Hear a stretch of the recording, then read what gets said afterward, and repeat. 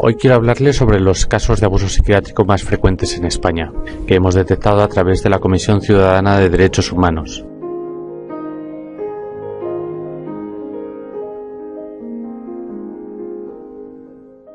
Los casos más frecuentes de abuso psiquiátrico en España, en primer lugar, tenemos que destacar el sobrediagnóstico y el sobretratamiento. Hoy en día los diagnósticos se hacen en muchos casos sin rigor ni evidencia científica, con tasas muy bajas de reproducibilidad, mediante observaciones subjetivas. Si dos psiquiatras exploran de manera separada e independiente a un mismo paciente, lo más probable es que no coincidan en el diagnóstico. Esto ocurre con mucha frecuencia. La posibilidad de que coincidan en el mismo diagnóstico es menor del 30%. Incluso si exploran a cualquier persona sana y normal, es probable que lo diagnostiquen de alguna enfermedad en el 80% de los casos. Otro abuso muy frecuente es la sobremedicación. A veces se intentan solucionar con medicación lo que son problemas de la vida o reacciones normales a problemas de la vida, y eso es una impostura científica. Los problemas de la vida no se solucionan con drogas, y además a veces nos encontramos con el uso de medicamentos antagónicos e incluso incompatibles que en ningún caso mejoran en el estado de los pacientes, ni a corto, ni a medio, ni a largo plazo. El más grave de los abusos es la privación de derechos, por la vía de hecho o por la coacción. Al paciente no se le informa ni se le pide consentimiento y se impide cualquier pregunta o resistencia al tratamiento. Otras veces, a través de tratamientos o internamientos involuntarios, se priva a los enfermos de los más elementales derechos de la persona, a su integridad, a su seguridad, a su intimidad, a su libertad y a su propia personalidad.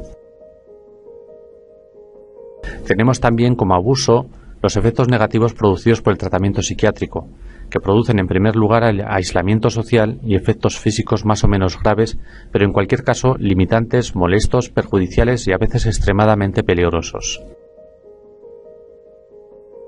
Por último, estamos detectando abusos sobre los más indefensos, los niños y los ancianos, y sobre todo personas en exclusión social, que están siendo objeto de un extremo sobrediagnóstico y tratamiento sin ninguna justificación clínica.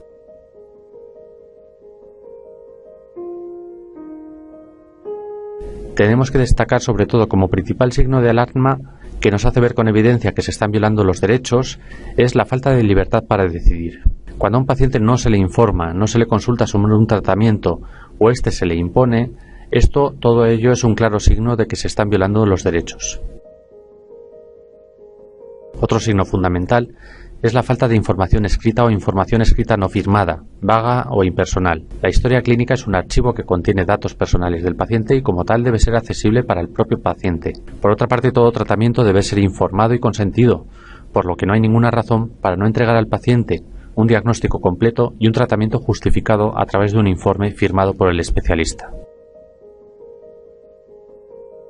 En tanto en cuanto uno es paciente y quien le atiende es médico, todos los derechos como pacientes deben conservar su contenido esencial íntegro. Esto no ocurre en la práctica, ya que en la práctica es habitual ver a los psiquiatras ejercer un control entre paternalista y policial sobre sus pacientes, todo lo cual es impropio de una profesión médica.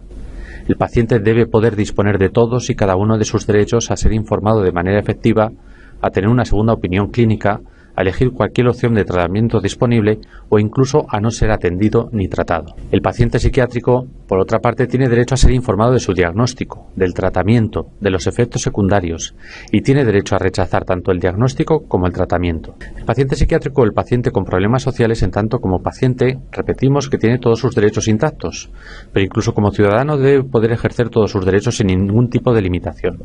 En cualquier caso, si un paciente no puede tomar sus propias decisiones porque está mental o emocionalmente bloqueado o porque no puede concentrarse adecuadamente por los problemas que tiene, debe ser sustituido por sus familiares y amigos, pero nunca por el médico. El médico no es titular de ningún derecho sobre el paciente, ni lo puede ser, porque esto es incompatible con la función médica y con su deontología profesional.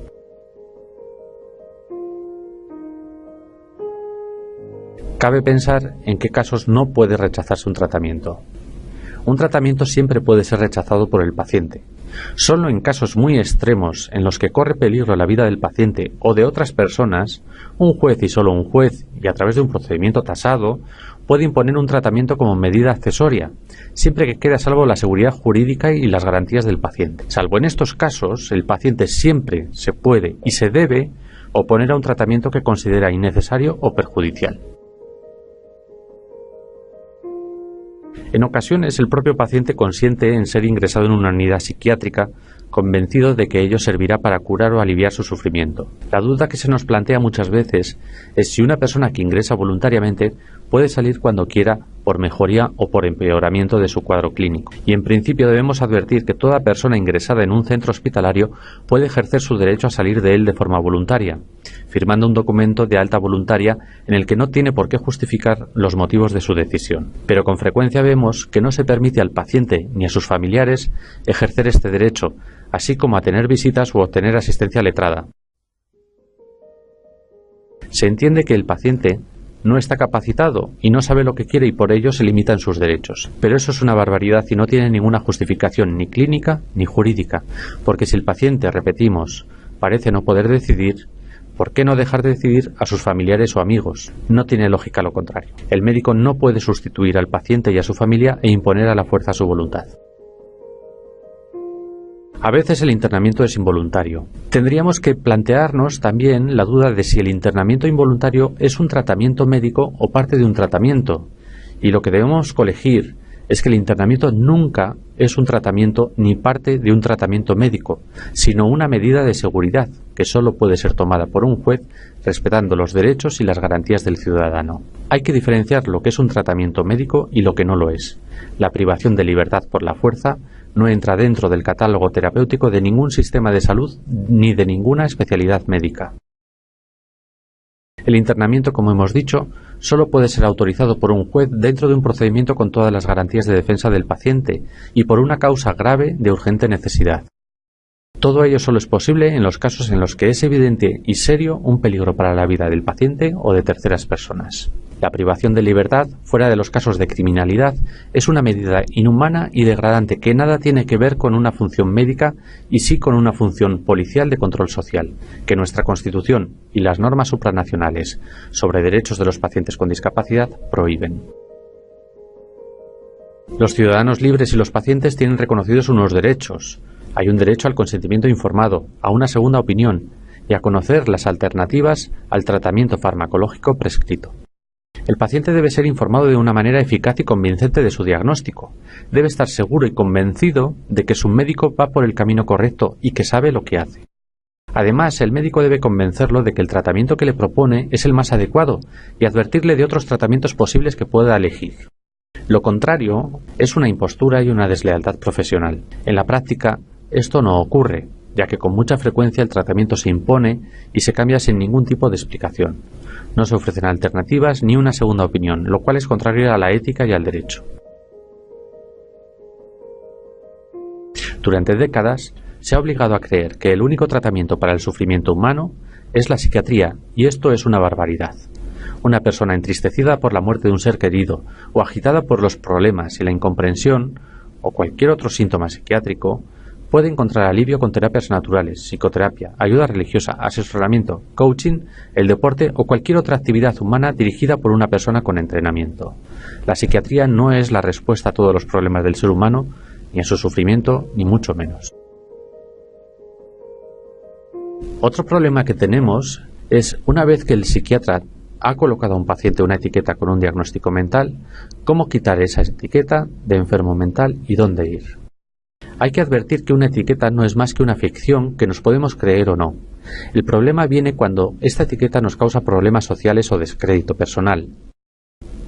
Hay que solicitar al psiquiatra que corrija una etiqueta inadecuada o falsa.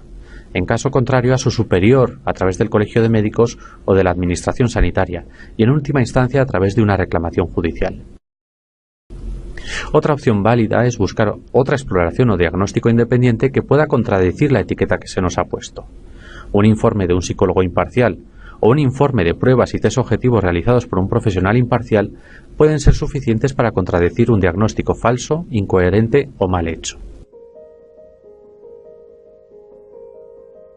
Muchos pacientes perciben ayudas y subsidios, pero hay que advertir también que esto tiene un riesgo y que puede causar problemas al paciente. El principal problema que causan los subsidios o las pensiones por incapacidad es el propio descrédito, porque accediendo a estas ayudas se da validez a una causa por las que se solicitan, el diagnóstico.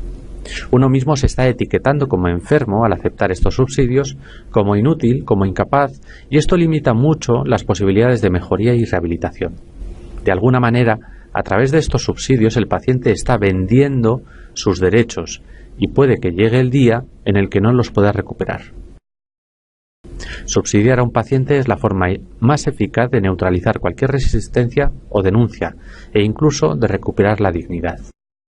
Una vez que se accede a un subsidio y se afirma el diagnóstico, el paciente queda con un estigma que no podrá borrar y que operará contra él en cualquier procedimiento administrativo o judicial o ante cualquier discusión familiar o de barrio o cualquier problema de trabajo. Realmente ese dinero no ayuda nada a los pacientes que necesitan permanecer integrados plenamente en la sociedad, trabajar y tener familias. En cuanto a los tratamientos involuntarios, si un paciente quiere dejar de tomar la medicación y el médico se niega a que deje este tratamiento, habrá que pensar qué es lo que puede hacer. En principio, uno no debe tomar lo que cree que no le beneficia o incluso lo que le perjudica. Esto es un principio básico de la autonomía de la voluntad. Si el tratamiento no es eficaz o es perjudicial, hay que decírselo al médico y si éste no hace caso, habrá que notificarle por escrito o iniciar una reclamación administrativa o judicial. Con demasiada frecuencia y sin ninguna justificación médica ni jurídica, hemos visto cómo se impone un tratamiento involuntario a través de un procedimiento judicial iniciado por el médico, y esto es algo que el paciente debe prever. Oponerse a un tratamiento psiquiátrico hoy por hoy en España es arriesgado y puede ocasionar graves problemas. En el momento en el que el paciente empieza a tener miedo de su psiquiatra, es el momento de buscar el apoyo de familiares, amigos y la ayuda de un profesional.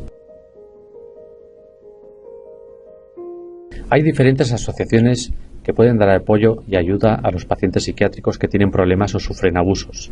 Una de estas organizaciones es la Comisión Ciudadana de Derechos Humanos, que ayuda a canalizar las denuncias que recibe. También hay que reconocer que pedir ayuda no es el primer paso que debe dar un paciente. El primer paso es restaurar su actividad, su vida social, familiar y sus amistades. Un paciente inactivo y solitario se convierte en una persona muy vulnerable y con muy poca capacidad de defensa y recuperación. Hay que mantenerse activo y mantener y mejorar las relaciones personales. Los pacientes que no empiezan dando este paso suelen fracasar en sus reclamaciones y demandas. Por otra parte, las vías de denuncia pueden ser los medios de comunicación, la vía administrativa y la vía judicial en los casos más serios. Cualquiera de las vías pasa porque el paciente se encuentre activo y apoyado por familiares y amigos. Las reclamaciones administrativas y judiciales suelen ser muy complejas, largas y agotadoras, por lo que se recomienda al paciente que tenga la suficiente fuerza de espíritu y el suficiente apoyo emocional como para hacer frente a una batalla que suele ser muy desigual y cruel. Se necesita ayuda muy especializada para plantear una reclamación de estos tipos.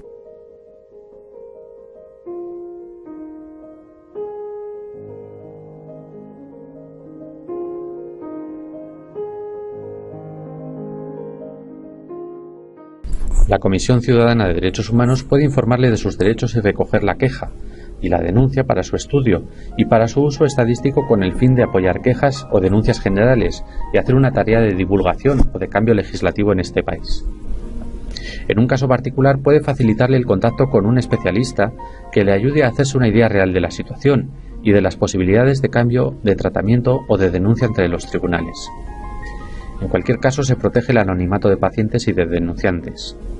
La Comisión Ciudadana de Derechos Humanos es una organización sin ánimo de lucro fundada por la Iglesia de la Cienciología y por el fallecido profesor de psiquiatría de la Universidad de Nueva York, Thomas Szasz, y lleva décadas denunciando los abusos psiquiátricos y promoviendo cambios legislativos en los distintos países con el fin de garantizar los derechos de los ciudadanos.